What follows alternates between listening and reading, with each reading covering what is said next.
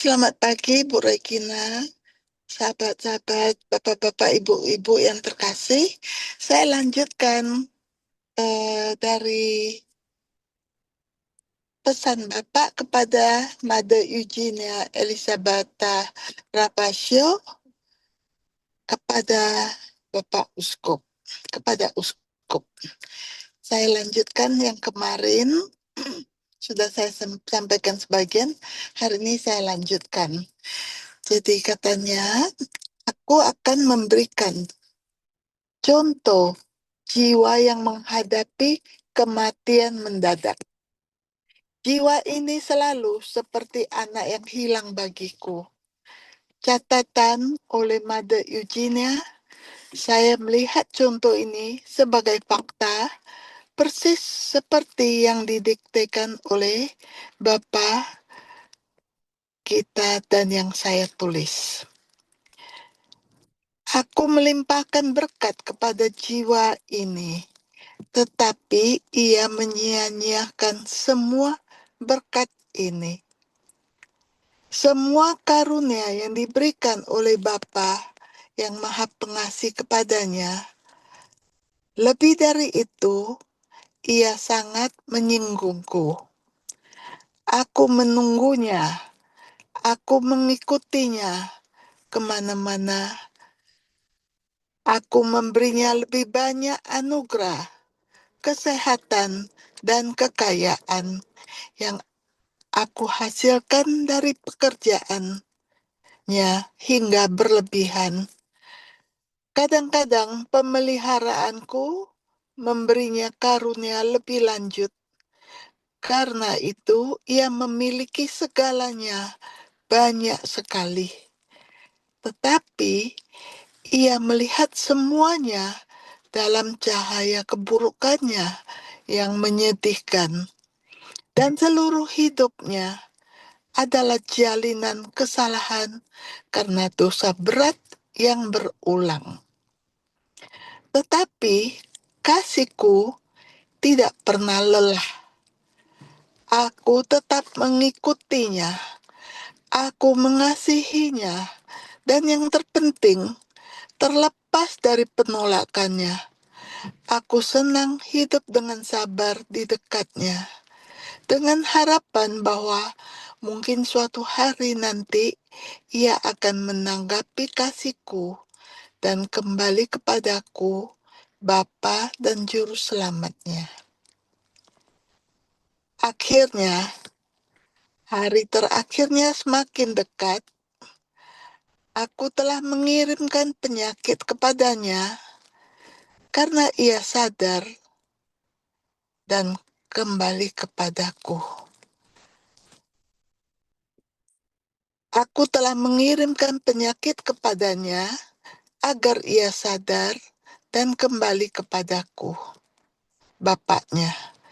Waktu berlalu dan putraku yang malang, yang berusia 74 tahun, berada di saat-saat terakhirnya. Aku masih di sana seperti biasa. Aku berbicara kepadanya dengan lebih ramah dari biasanya. Aku bertahan. Aku memanggil orang-orang pilihanku dan meminta mereka untuk berdoa baginya agar ia dapat memohon pengampunan yang aku tawarkan kepadanya. Dan sekarang, sebelum menghembuskan napas terakhirnya, ia membuka matanya, mengakui kesalahannya, dan ia memahami betapa jauh ia telah menyimpang dari jalan yang benar yang menuju kepadaku.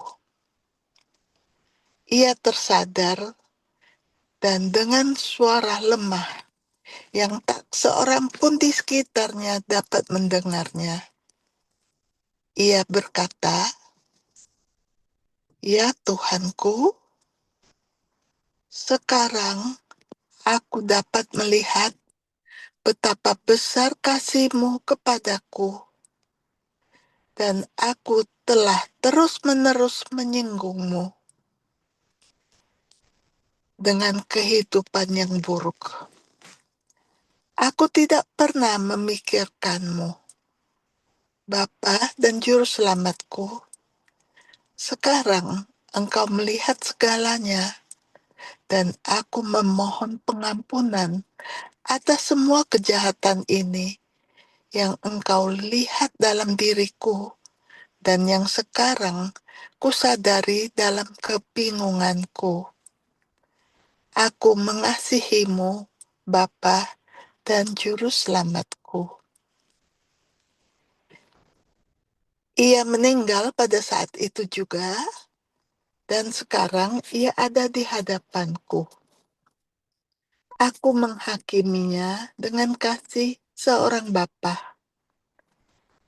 Ia memanggilku Bapa, dan ia diselamatkan. Ia akan menghabiskan waktu di tempat penebusan dosa, dan setelah itu ia akan bahagia untuk selama-lamanya.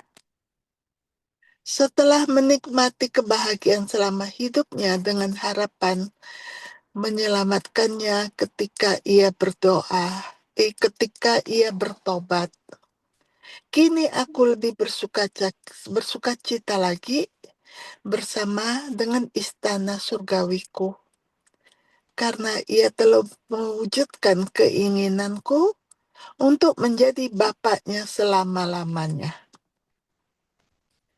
Adapun jiwa-jiwa yang hidup dalam keadilan dan rahmat pengudusan, aku menunjukkan kebahagiaanku dengan tinggal di dalam mereka. Aku memberikan diriku kepada mereka. Aku mewariskan kepada mereka penggunaan kuasaku, dan melalui kasihku, mereka menemukan cicipan surga di dalam aku, Bapa dan Juru Selamat mereka.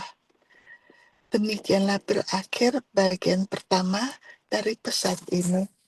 Kita tutup dengan satu kemuliaan.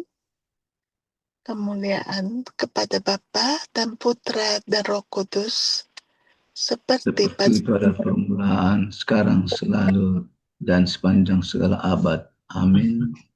Terima kasih.